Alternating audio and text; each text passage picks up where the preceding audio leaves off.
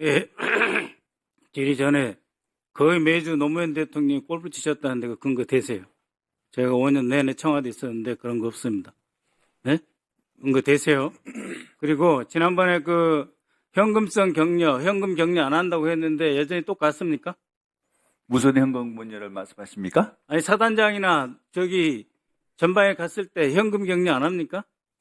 지난번에 내가 질문했어요. 누가 현금 격려를 하나요? 장관이 현금 격려를 하느냐 했을 때 안 한다 그랬었잖아요. 장관은 현금 격려를 못하게 되어 있습니다. 아 그래요? 네. 네. 없어졌습니다. 문재인 대통령께서 없앴습니다. 네, 알겠습니다. 그리고 지난번에 그 국정감사할 때 육군 3사관 학교를 졸업생에 대해서 장기 복무 대상자로 전환할 계획이다 이렇게 했고 그건 성일정 위원장을 비롯해서 많은 의원들이 그에 대해서 찬성하고 요구를 해온 사항입니다. 그런데 어제 차관이 와서 육군의 의견이다 하면서 미래 향후 전력 구조 등을 설계하는 과정에서 신중하게 검토하겠다 이런 의견을 냈어요. 이게 말이 됩니까? 장관이 이야기하신 거하고 전혀 다른 이야기하고 갔어요.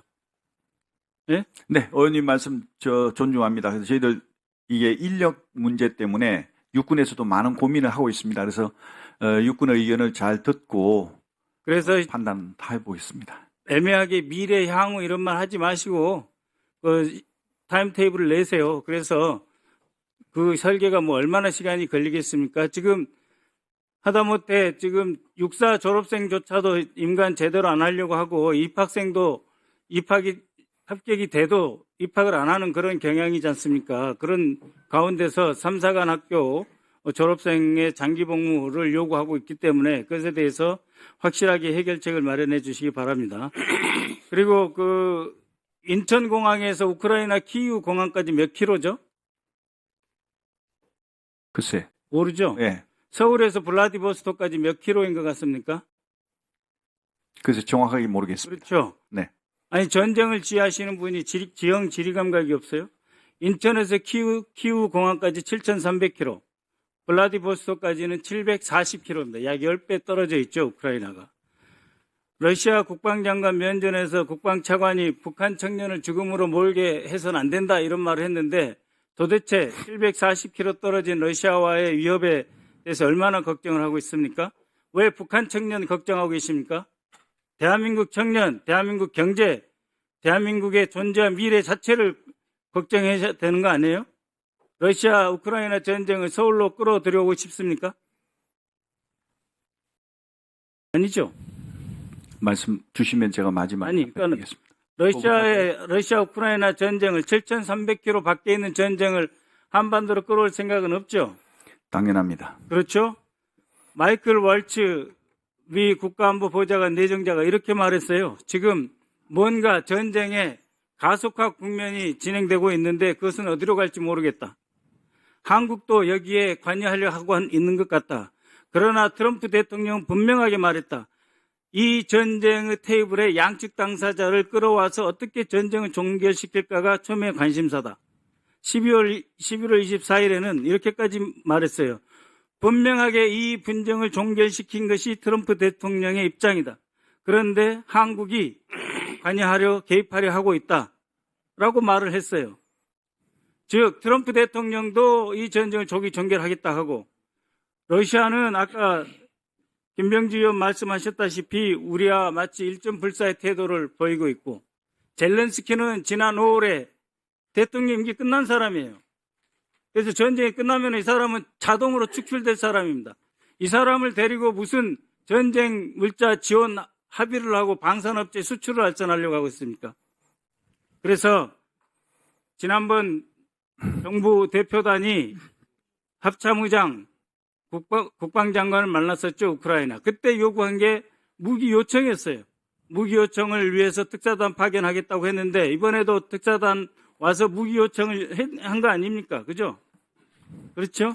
그것은 세부적으로 좀 그러니까 말씀드릴게요. 세부적으로 묻는 게 아니고 무기 요청을 한 거 아닙니까?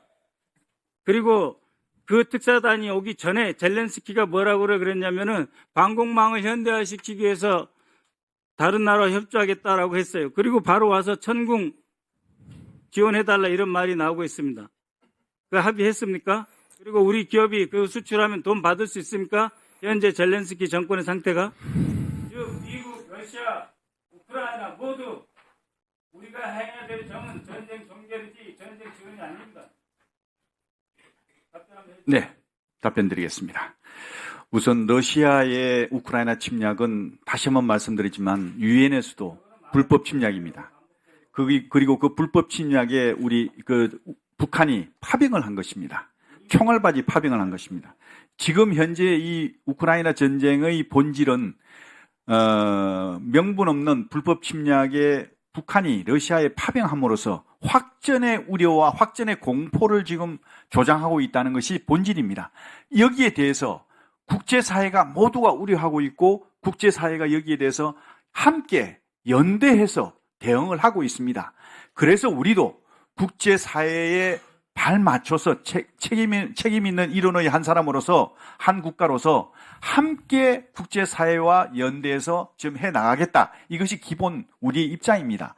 그런데 여기서 우리가 우크라이나전에 대해서 나 몰라라 하고 그 발을 뺀다면 이것은 결국 나중에 부메랑으로 우리에게 돌아와서 우리 대한민국이 국제사회에 어떤 고립될 수도 있다는 그런 상황을 우리가 왜 염두에 두지 못하십니까? 물론 러시아의 어떤 그런 그 불편한 관계를 고려해야 되는 것은 인정합니다만은 그럼에도 불구하고 우리가 국제사회와 함께해서 이런 불법 침략에 대응하는 것이 필요하다면 우리가 대응을 해야 된다고 생각합니다.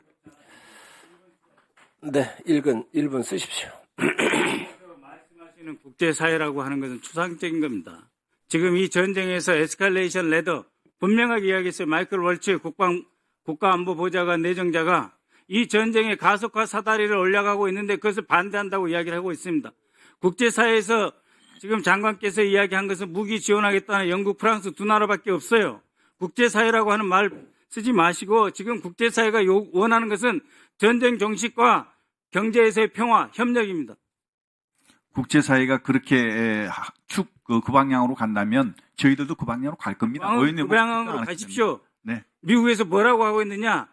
몇몇 국가의 무기 지원은 이미 전쟁 종결이라고 하는 프레임워크 안에서 아무것도 아닌 사소한 일인데 단지 그것은 고기를 분쇄하는 미트 그라인더, 사람을 죽이는 일에 불과할 것이다. 미국에서 나오는 말이에요.